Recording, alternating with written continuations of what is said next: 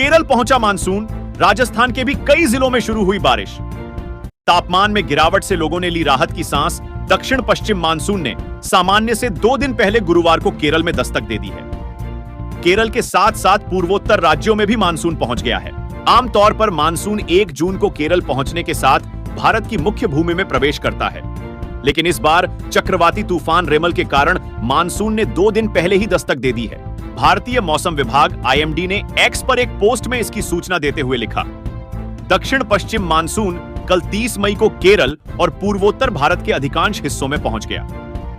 IMD ने बुधवार को कहा था कि अगले 24 घंटे में दक्षिण पश्चिम मानसून के केरल पहुंचने के लिए परिस्थितियां अनुकूल हैं। विभाग ने पहले 31 मई को मानसून के केरल पहुंचने की भविष्यवाणी की थी। मौसम वैज्ञानिकों ने कहा कि चक्रवात ने मानसून के प्रवाह को बंगाल की खाड़ी की ओर खींच लिया, जो पूर्वोत्तर में समय से पहले मानसून के दस्तक देने का एक कारण हो सकता है। मालूम हो कि चक्रवाती तूफान रेमल रविवार को पश्चिम बंगाल और बांग्लादेश के तट से टकराया था। दूसरी ओर राजस्थान के भी कई जिलों में गुरुवार को मौसम का मिजाज बदला है, जिससे लोगों को तपती गर्मी से राहत मिली है। अजमेर में फूड सेफ्टी टीम की बड़ी कार्रवाई। तेल मिलों पर छापेमारी के बाद 18,000 लीटर तेल किया जब्त। बाजार में मिलने वाला खाद्य तेल आपके सेहत के लिए नुकसानदायक भी हो सकता है, क्योंकि कई तेल मिलों में निर्धारित मानकों की अनदेखी कर खाद्य तेल का निर्माण किया जा रहा है। बड़े और नामी ब्रांडों के रूप में उसकी पैकिंग कर उसे बड़े आराम से बाजार में खपाया जा रहा है। इस बात की खुलासा बुधवार को तब हुआ जब अजमेर में फूड सेफ्टी और ड्रग कंट्रोल डिपार्टमेंट की टीम ने एक साथ कई तेल मिलों पर छापेमारी की। इस छापेमारी में टीम ने 18,000 लीटर खाद्य तेल को सीज किया है। बताया गया कि मुख्यमंत्री भजनलाल शर्मा के निर्देश के अनुसार चिकित्सा विभाग द्वारा चलाए जा रहे अभियान में आयुक्त खाद्य सुरक्षा एवं ड्रग कंट्रोल इकबाल खान के निर्देशन और अतिरिक्त आयुक्त पंकज ओझा के निर्देशानुसार यह छापेमारी हुई। राजस्थान की गर्मी पर हाई कोर्ट ने लिया संज्ञान। लू से मरने वालों के परिजनों को मुआवजा देने के निर्देश। राजस्थान में गर्मी अपना रौद्र रूप दिखा रही है। प्रदेश के कई शहरों में अधिकतम तापमान 50 डिग्री सेल्सियस के पार पहुंच गया है। इस भीषण गर्मी के कारण लोगों की मौत भी होने लगी है। राजस्थान स्वास्थ्य विभाग अब तक कुल 4 लोगों की गर्मी से मौत की पुष्टि कर चुका है, जबकि रोजाना मिलने वाले अज्ञात शवों का आंकड़ा भी बढ़ रहा है। ऐसे में राजस्थान हाई कोर्ट ने स्वतः संज्ञान लेते हुए प्रदेश की भजनलाल सरकार को लू के कारण मरने वाले लोगों के आश्रितों को समुचित मुआवजा देने के निर्देश दिए हैं।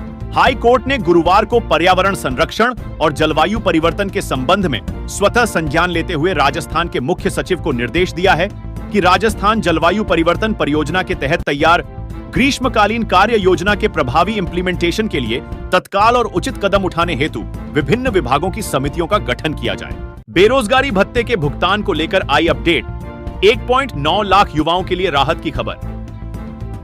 राज्य सरकार की बेरोजगारी भत्ता योजना CM युवा संबल योजना के तहत लगभग 1.9 लाख युवाओं को पिछले साल नवंबर से बेरोजगारी भत्ते का भुगतान नहीं किया गया है। रोजगार विभाग के एक अधिकारी ने कहा कि मौजूदा सरकार ने 8 फरवरी को पेश अंतरिम बजट में सितंबर से दिसंबर तक 4 महीने के भत्ते के बजट को मंजूरी दी थी। वहीं जनवरी माह से बेरोजगारी भत्ते के बजट को आगामी बजट में मंजूरी दी जाएगी। रोजगार विभाग के एक अधिकारी के मुताबिक सामान्य वर्ग के छात्रों को छोड़कर SSC और ST वर्ग के लिए सितंबर का भुगतान और अक्टूबर महीने का आंशिक भुगतान मंजूर कर लिया गया है। अधिकारी ने कहा कि दिसंबर तक के बिल अक्टूबर के आंशिक भुगतान सहित प्रसंस्करण के लिए वित्त विभाग को भेज दिए गए हैं और इलेक्ट्रॉनिक मंजूरी 4-5 जून तक हो जाएगी। अधिकारी ने कहा, बिल जिला स्तरीय कोषागारों द्वारा पारित कर दिए गए हैं, लेकिन इलेक्ट्रॉनिक मंजूरी वित्त विभाग के स्तर पर होनी है। हमने वित्त विभाग के वरिष्ठ अधिकारियों के साथ 3-4 बैठकें की है। उन्होंने हमें आश्वासन दिया है कि दिसंबर तक का भुगतान जल्द ही कर दिया जाएगा। राजस्थान में युवक के साथ मारपीट कर नाक काटने वाले 5 आरोपी गिरफ्तार। 48 घंटे में हुआ एक्शन। राजस्थान के सरहदी जिले जैसलमेर के सांकड़ा क्षेत्र में सोमवार को एक युवक के साथ कुछ लोगों द्वारा मारपीट कर नाक काटने के बाद फरार होने का मामला सामने आया था। जैसलमेर SP विकास सांगवान द्वारा इस मामले में त्वरित कार्यवाही करते हुए मारपीट व नाक काटने की घटना का पुलिस ने खुलासा करते हुए 5 आरोपियों को गिरफ्तार किया है। गौरतलब है कि गत 28 मई को आबन खां पुत्र सरादीन निवासी कोलूतला डबलापार रामगढ़ हाल जैर इलाज महात्मा गांधी अस्पताल जोधपुर ने पर्चा बयान किया कि वह करीब 3 माह से एक में कंपनी सोलर प्लांट सनावड़ा में काम करता है। राजस्थान में सामने आई डॉक्टर की लापरवाही। डिलीवरी के दौरान महिला की हुई मौत। राजस्थान में डॉक्टरों की बड़ी लापरवाही निकलकर सामने आई है। जहां सीकर जिले के रिंग्स कस्बे में एक निजी अस्पताल में डिलीवरी के दौरान एक महिला की तबीयत बिगड़ने पर अस्पताल ने महिला को इलाज के लिए जयपुर रेफर कर दिया, जहां उसकी इलाज के दौरान मौत हो गई। महिला की मौत के बाद परिजनों ने निजी अस्पताल के चिकित्सकों पर लापरवाही की आरोप लगाते हुए निजी अस्पताल के बाहर जमकर हंगामा कर दिया। सूचना पर रिंग्स पुलिस भी मौके पर पहुंची। मृतक महिला के जेठ शिवपाल जाट ने रिंग्स पुलिस थाने में मामले को लेकर रिपोर्ट भी दी है। मृतका के परिजनों का कहना है कि पटवारी का बांस निवासी बसंती देवी पत्नी सुरेश कुमार को डिलीवरी के लिए रिंग्स के घायल अस्पताल लाया गया था, जहां डिलीवरी के दौरान चिकित्सकों द्वारा गलत इलाज किया गया, जिससे महिला की तबीयत बिगड़ गई। तबीयत बिगड़ने पर डिलीवरी के बाद गंभीर हालत में जयपुर के दुर्लभजी हॉस्पिटल में रेफर किया गया, जहां 4 दिन बाद इलाज के दौरान 3 महिला की मौत हो गई। हीट वेव जान की आफत। अजमेर में 10 दिनों में 9 लाशें मिली। अजमेर में पिछले 10 दिनों में अलग अलग जगह 9 लावारिस शव मिलने से हड़कंप मच गया। मंगलवार को 3 लाशें फुटपाथ पर मिली। तीनों की मौत गर्मी से होने की आशंका जताई जा रही है, लेकिन अभी तक इसकी पुष्टि नहीं हुई है। अस्पताल अधीक्षक डॉक्टर अरविंद खरे का अज्ञात शव के पोस्टमार्टम के सवाल का जवाब सुनकर आप हैरान हो जाएंगे।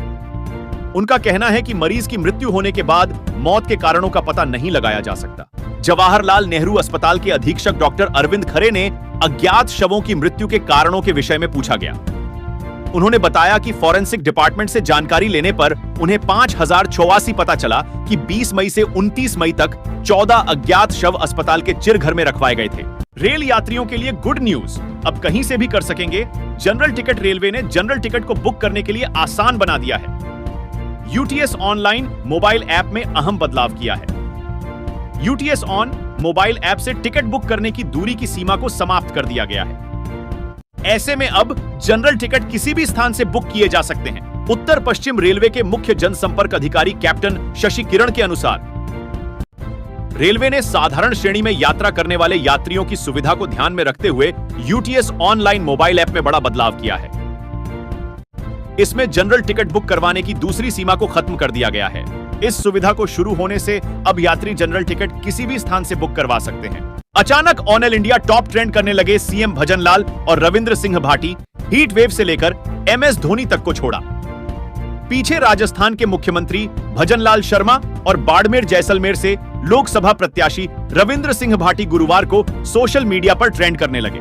खास तौर से micro bowling site x Twitter पर इन दोनों नेताओं को लेकर चर्चा परवान पर रही। सुबह से शुरू हुआ चर्चाओं का सिलसिला दोपहर बाद तक इन दोनों के नाम से चलाए जा रहे कैंपेन्स को टॉप ट्रेंड पर ले गया। सीएम भजनलाल और निर्दलीय नेता रविंद्र सिंह के सोशल मीडिया पर ट्रेंड होने का कारण उनके विरोध में उठ रही आवाज रही। दोनों नेताओं के विरोध में इनके विरोधियों ने अलग अलग सोशल मीडिया कैंपेन चलाए और इन्हें ट्रेंड करवाया। राजस्थान में दर्दनाक हादसा, चाय की थड्डी पर फटा सिलेंडर।